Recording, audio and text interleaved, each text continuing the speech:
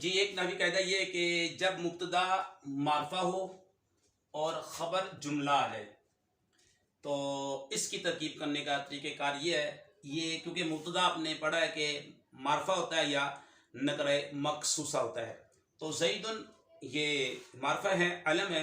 معرفہ کی 7 قسمیں: اسم ضمیر، اسم علم، اسم اشارہ، اسم موصولہ، مربی اللام، مربی اضافت، مربی ندا۔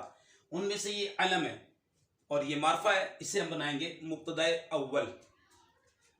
ابو یہ نکرہ ہے، آگے ضمیر معرفہ، پکا قاعدہ مضاف مضاف مرکب اضافی ہو کر یہ بن جائے گا مبتدا ثانی، اور یہ جو ضمیر ہے غائب کی ضمیر یہ مبتدا اول کی طرف راجع لوٹ رہی ہے۔ عالم اس میں فاعل ہے، اس کے اندر ہوا ضمیر، اس کا فاعل، اس میں فاعل اپنے فاعل سے مل کر شبہ جملہ اس میں ہو کر یہ بن جائے گا خبر۔ اچھا یہ ہوا ضمیر جو اس کے اندر ہے پوشیدہ ہے، وہ لوٹ رہی ہے مبتدا ثانی کی طرف۔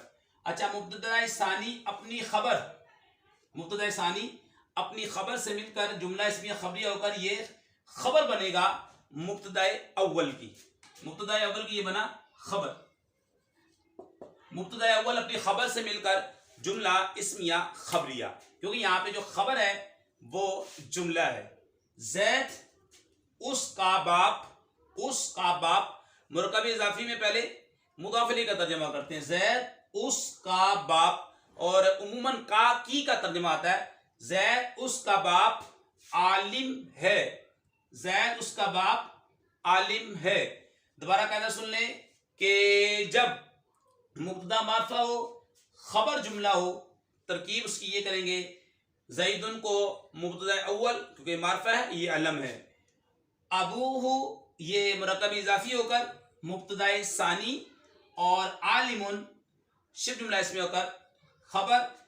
اچھا مبتدا ثانی کی، مبتدا ثانی اپنی خبر سے مل کر جملہ اسمیہ خبریہ ہو کر یہ بنے گا خبر مبتدا اول کی، مبتدا اول اپنی خبر سے مل کر جملہ اسمیہ خبریہ۔ خبر کیا ملی؟ زید اس کا باپ عالم ہے، زید اس کا باپ عالم